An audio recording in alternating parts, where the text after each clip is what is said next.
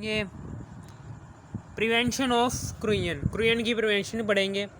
सबसे पहला है जी क्रूएन की प्रिवेंशन, यानी कि क्रूएन को कैसे रोका जा सकता है, वो हम पढ़ने जा रहे हैं। Removal of stains, for example एक शीट है, ठीक है ना, ये आयरन की शीट है। ये क्या है? ये आयरन की शीट है, ये देखें, ये आयरन की शीट है।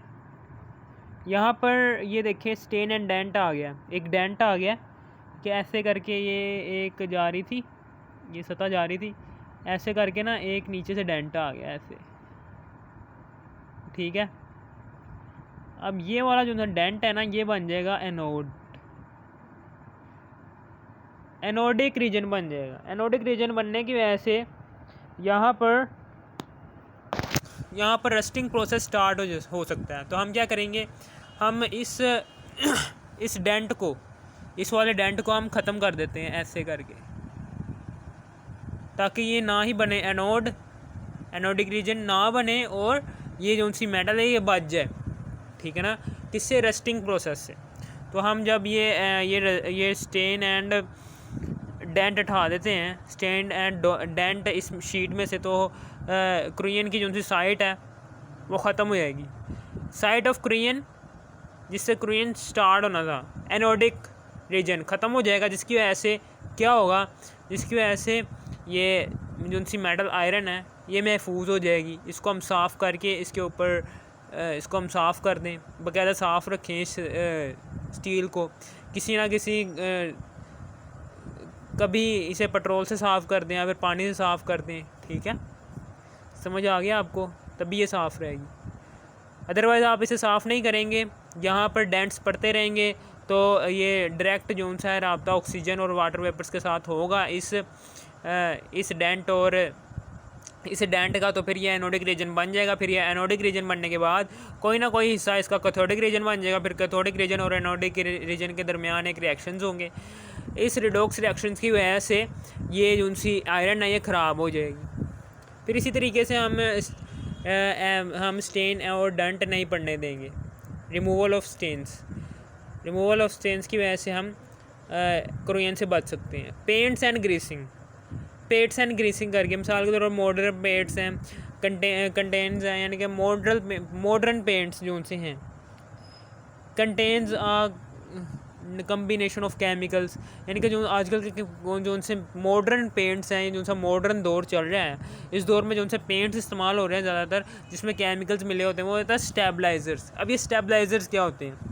स्टेबलाइजर्स में नीचे तारीफ लिखी हुई है, any substance that tends to maintain physical property and chemical property of a material, ठीक है। स्टेबलाइजर का काम है कि ये किसी भी ये क्या स्टेबलाइजर का क्या काम होता है, जब आप ये आयरन के ऊपर लगाते हैं ना, तो ये आयरन की फ़िज़िकल प्रॉपर्टी भी बरकरार रखता है और इसकी केमिकल प्रॉपर्टी भी बरकरार रखता है, ठीक है, समझ आ गई आपको। फ़िज़िकल प्रॉपर्टी का क्या मतलब है कि उसके ऊपर डेंट वगैरह नहीं पड़ने देता, ठीक है, उसकी सतह बिल्कुल प्लेन रहती है। केमिकल प्रॉपर्टी का क्या मतलब है कि इसका कोई किसी के साथ रिएक्शन नहीं होता आयरन का, ठीक है ना, समझ आ गया आपको, ठीक है ना। अब ये स्टेबलाइज़र्स की मैंने तारीफ बता दी आपको। जिलाटिन जो सी है ये इसकी एग्जांपल है स्टेबलाइज़र्स की।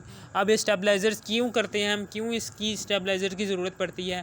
प्रोटेक्शन अगेंस्ट क्रूएन, यानी कि रस्टिंग प्रोसेस से बचने के लिए हम ये स्टेबलाइज़र्स का इस्तेमाल करते हैं। और दूसरा ये कि जैसे ही वेदर चेंज होता है, गर्मी से सर्दी आती है, तो वाटर वेपर्स में इजाफ़ा होता है। वाटर वेपर्स में इजाफ़ा होने की वजह से ऑक्सीजन तो वैसे ही मौजूद है हमारे एटमॉस्फेयर में, जिसकी वजह से रस्टिंग प्रोसेस चालू हो जाता है।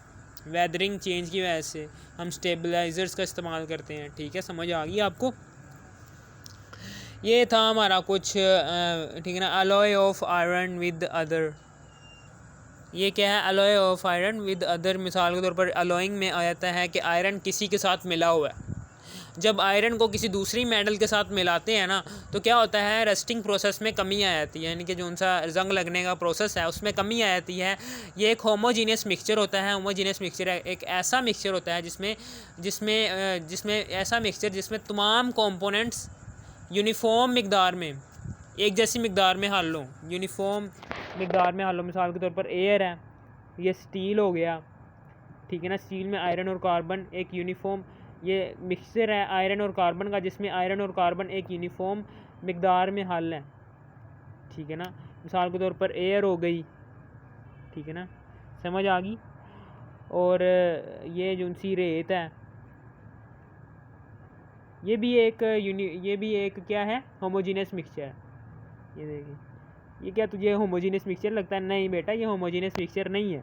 रेत जो सी है वो एक हेट्रोजीनियस मिक्सचर है, क्योंकि उसमें तमाम कंपोनेंट्स यकसा तौर पर हल नहीं है।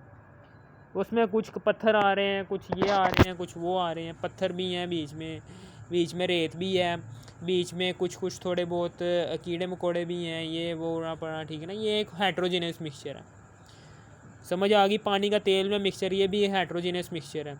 जबकि आपको नज़र आ जाएगा बाकायदा ये होमोजीनियस मिक्सचर एयर है, ठीक है ना, जिसमें सिर्फ गैसेस का ही मिक्सचर है। गैसेस यूनिफॉर्मली तौर पर एयर बना रही हैं, हवा बना रही हैं, ठीक है। आयरन और कार्बन का मिक्सचर स्टील में है, ये भी एक होमोजीनियस मिक्सचर है। फिर इसी तरीके से ये आयरन, क्रोमियम और निकल, ठीक है ना, ये स्टेनलेस स्टील में पाए जाते हैं। ये आयरन को क्रोमियम और निकल के साथ मिलाकर स्टेनलेस स्टील बनाते हैं, जिसकी वजह से इसमें जो सा जंग लगने की कुव्वत होती है ना, जंग लगने की कुव्वत बढ़ जाती है। यानी कि जंग जो सा है वो जल्दी नहीं लगता, जंग को प्रोटेक्ट करने की जो सी कुव्वत है ना वो बढ़ जाती है। जंग जल्दी नहीं लगेगा स्टील को, इस वाले स्टील को, स्टेनलेस स्टील, ठीक है। समझ आ गई आपको? अलॉय हम क्यों बनाते हैं होमोजीनियस मिक्सचर ये अलॉयज़ का? इसलिए ताकि आयरन महफूज रहे, किससे? रस्टिंग प्रोसेस से। समझ आ गई आपको? होमोजीनियस मिक्सचर भी मैंने आपको बता दिया। अब आगे है जी मेटलिक कोटिंग। मेटलिक कोटिंग क्या होता है? कुरियन रेजिस्टेंट मेटल्स, यानी कि कुरियन जो उनसे होती है इसमें रेजिस्टेंट मेटल्स होती हैं। मिसाल के तौर पर आप जिंक, टिन और ये क्रोमियम है, इसकी कोटिंग आयरन की सरफेस पर कर दोगे तो ये क्या हो जाएगी? आयरन महफूज हो जाएगी। किससे? रस्टिंग प्रोसेस से। पहले हमने मिक्सचर, होमोजीनियस मिक्सचर तैयार किया था, आयरन में कार्बन डाल दिया, आयरन, क्रोमियम और निकल, इसका एक होमोजीनियस मिक्सचर तैयार किया। लेकिन अब क्या कर रहे हैं हम? आयरन की सतह के ऊपर, आयरन मिसाल के तौर साइकिल है, साइकिल की सतह के ऊपर हम क्या कर रहे हैं? जिंक, टिन और क्रोमियम की एक और सतह चढ़ा रहे हैं, एक और लेयर तैयार कर रहे हैं। किसकी? जिंक, टिन और क्रोमियम की, ताकि ये जो उनसी आयरन की सतह है ये महफूज रहे। किसे? रस्टिंग प्रोसेस से। हमने उसका नाम किया, दे दिया क्या है? मेटलिक कोटिंग, ठीक है ना। समझ आ गई आपको? ये मेटलिक कोटिंग और अलॉइंग ये बहुत ही इम्पोर्टेंट है ये, ठीक है। फिर इसी तरीके से फूड इंडस्ट्री में बहुत ज़्यादा ये इस्तेमाल होती है मेटलिक कोटिंग। क्यों इस्तेमाल होती है?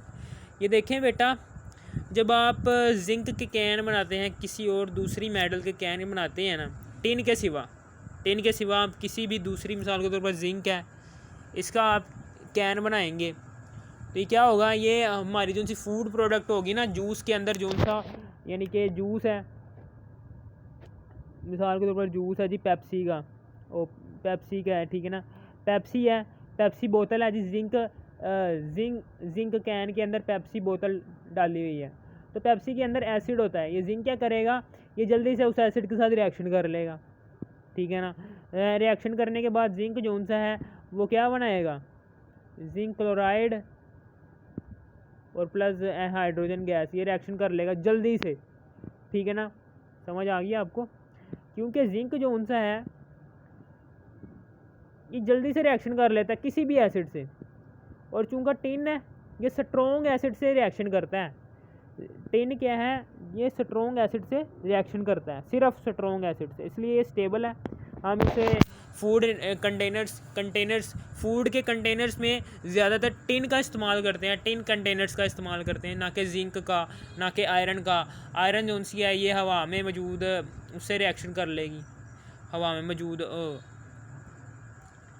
मौजूद ऑक्सीजन और H2O वाटर वेपर से, जिससे जो उनसे वाटर वेपर्स होंगे वो जिंक की सतह को, आयरन की सतह को ख़राब करना शुरू हो जाएंगे, जिसकी वजह से हमारा कंटेनर ख़राब हो जाएगा और कस्टमर जो सा होगा वो मुतमईन नहीं होगा। ये देखो भाई, मैंने कल लिया था और ये 3-4 महीने भी नहीं लगे, इसकी सतह ख़राब होने लग पड़ी है। तो हम क्या करेंगे? हम ज़्यादा टिन का इस्तेमाल करते हैं, क्योंकि टिन एक तो स्ट्रॉन्ग एसिड्स के साथ रिएक्शन करता है जो कि हमारे खाने पीने में मौजूद नहीं होते, ठीक है, और दूसरा ये कि महफूज है ये, ठीक है। समझ आ गई आपको?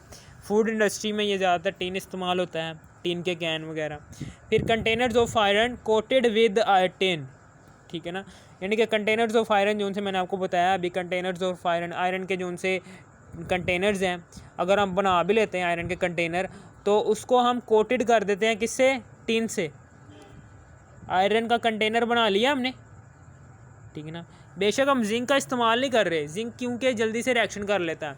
अब हम चूँकि आयरन का इस्तेमाल कर रहे हैं ना जब, तो आयरन का इस्तेमाल करने के लिए हम क्या करेंगे, पहले सबसे पहले आयरन का एक कंटेनर बनाएंगे, और चूँकि वो जल्दी से रिएक्शन कर लेता है एटमॉस्फेयर से, इसलिए एटमॉस्फेयर से जल्दी रिएक्शन ना करे, रस्टिंग प्रोसेस को ख़त्म करने के लिए हम उसके ऊपर टिन की एक लेयर चढ़ा देते हैं, 1 या 2 लेयर्स चढ़ा देते हैं, जिसकी वजह से वो जो उनका रस्टिंग प्रोसेस है वो स्लो हो जाता है, ठीक है ना, और कंटेनर ख़राब नहीं होता एक लंबे अरसे तक। इसे हम कहते हैं मेटलिक कोटिंग, ठीक है, समझ आ गई आपको। ओके, ये था हमारा आज का टॉपिक।